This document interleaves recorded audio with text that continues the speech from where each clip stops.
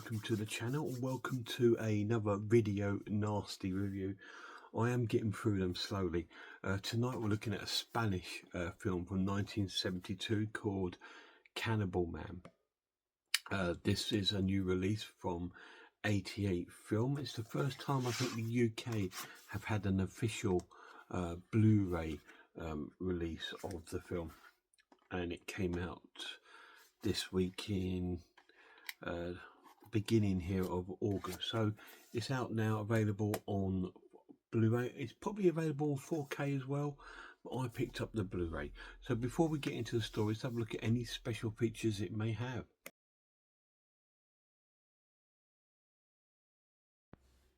So this is the main menu for Cannibal Man. Let's go to any bonus features. We've got an audio commentary with David Flint on the international cut. We have an audio commentary from Nathaniel Thompson and Troy Howarth on the international cut. Digesting Cannibal Man, an interview with Dr. Barbarello Leon. An unlikely video nasty interview with Dr. Johnny Walker. A bloody history, an interview with Dr. Alejandro Rodriguez Remedy. Red band trailer, green band trailer, reissue trailer, deleted scenes, and then we're back to the audio commentary. So they are the special features on Cannibal Man. So there is a few special features on there. This is quite an old film, so to get quite a bit of information on it is going to be quite difficult, I suppose. But they could have put some essays and stuff on there, and maybe a documentary about some of these sort of films. So we won't waste any time. Let's get into the story.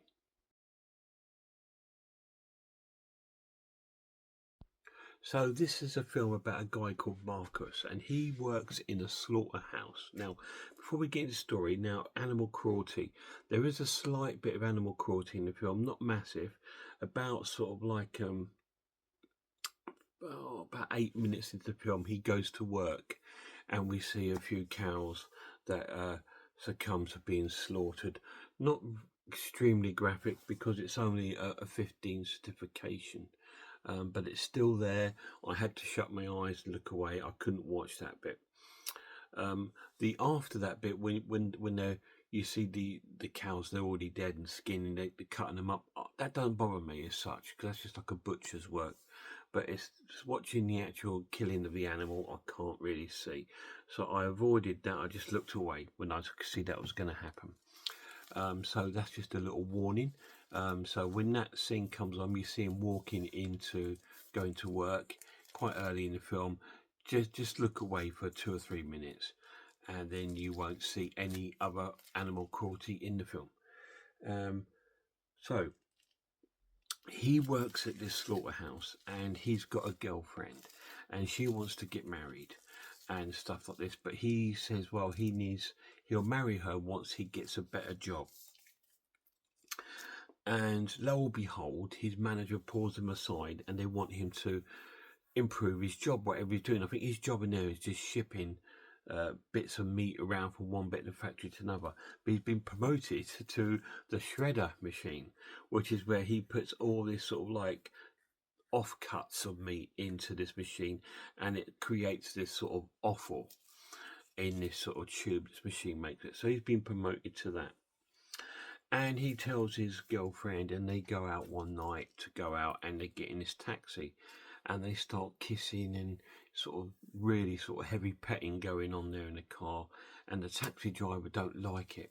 So he throws them out, and they start arguing on the pavement because Marcus refused to give him any money, because it's only taken him like, about a mile, so he won't pay him any money. So then they break out of a fight. And then the taxi driver assaults Marcus's girlfriend. So Marcus picks up a rock that he sees on the ground and whacks him on the head. And then Marcus and his girlfriend leave and just leave it to it.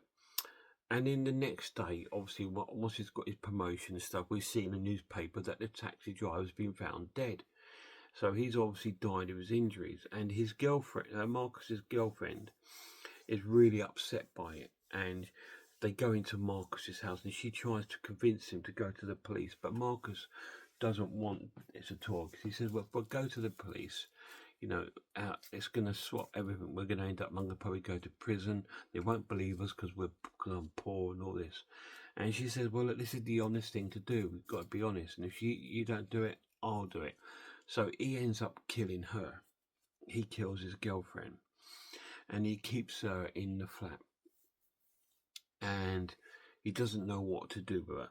And all the time, there's this strange guy living in the flats opposite him, like this big tower block, and he's watching what's going on with binoculars, and he starts befriending Marcus. First of all, I thought, is the guy gay or something? But I still don't know.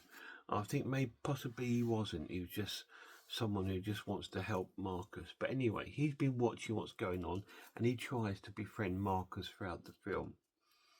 Marcus's brother turns up, and Marcus tells him about what's happened, about what happened to the taxi driver, and then he ended up killing his girlfriend because she wanted to tell the police. And his brother's really upset about it. He says, "You've got to tell the police, because again, if you don't, I don't."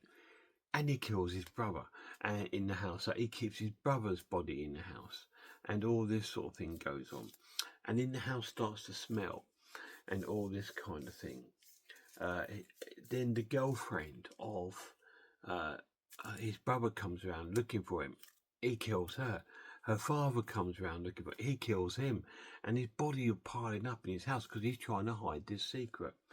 And then he's starting to notice how smelly the house is getting. So now he decides to chop up the bodies and take them to the slaughterhouse and put them through the shredder with all the food. And that's all I'm going to tell you. So what's going to happen? Obviously, we've got this strange thing going on with this other guy that's watching. Does he know what he's doing or what? But you need to watch that and find out, because that's all the beginning plot. I'm going to tell you, Marcus is going to come clean, or is he going to carry on this serial killer ways? You need to watch it and find out. So let's talk about the characters. The characters are fantastic. It's so well acted. The guy that plays Marcus, I can't remember his name, and I probably won't be able to pronounce it anyway. He's fantastic. What a great role he plays in this sort of film. You can see the despair on his face. He's obviously an ill man, and he's got caught up with this accidental killing, but because he hasn't admitted it, he's had to go and kill other people. And these other people he killed, they're good characters too. There's not a one sort of person in the film I didn't like. I thought they were all a bit nice. The guy in the tower box a bit creepy, but he's still a nice guy. And I was just thinking, well, a well-crafted acted film. It's really cool. And the camera angles play like an actor in this film. Some great camera angles in this film, and it plays out really well. So let's get to my final verdict.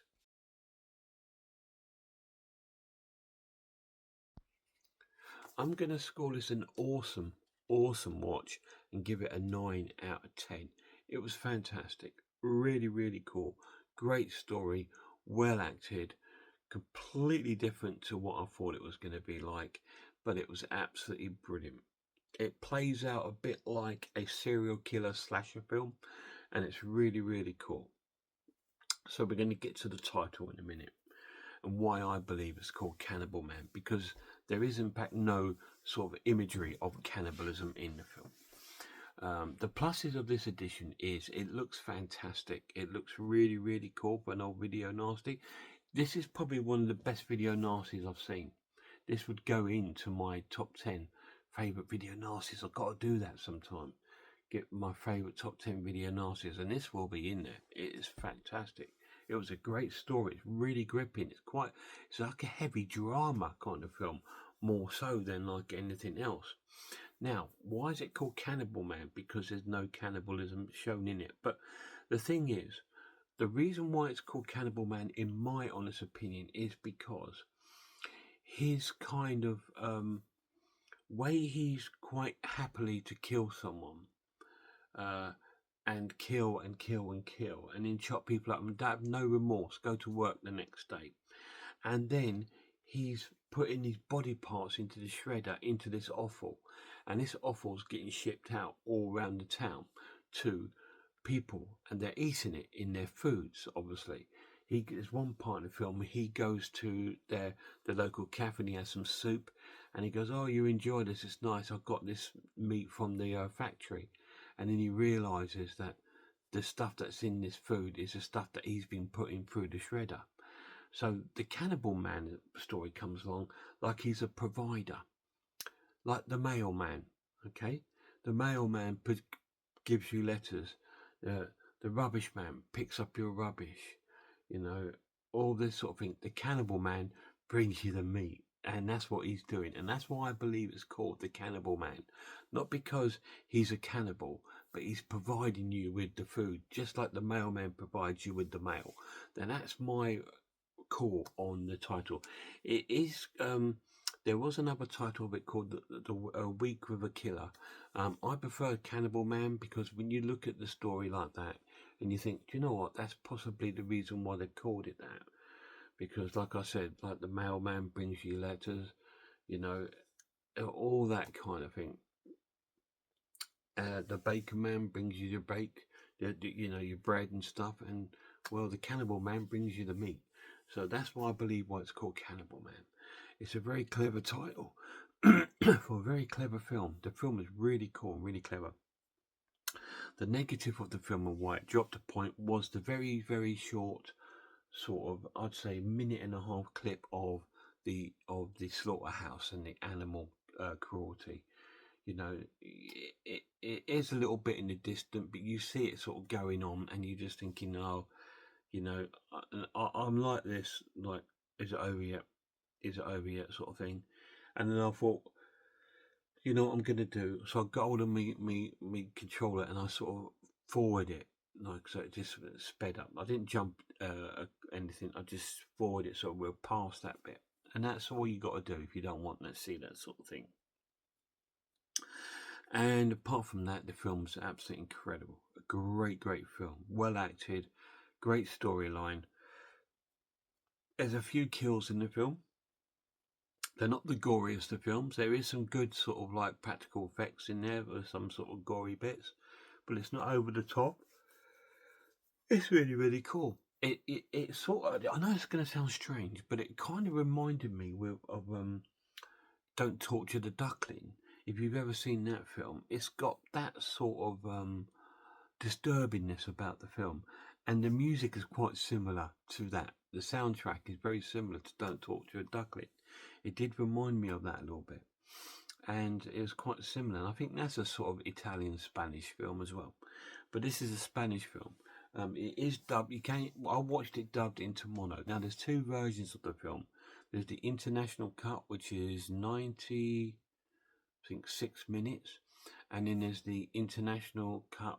No, that's the international cut. Then there's the extended cut, which is like 107 minutes. So there's about 10 minutes added in it, and you can tell those added clips because they're speaking in Spanish with subtitles.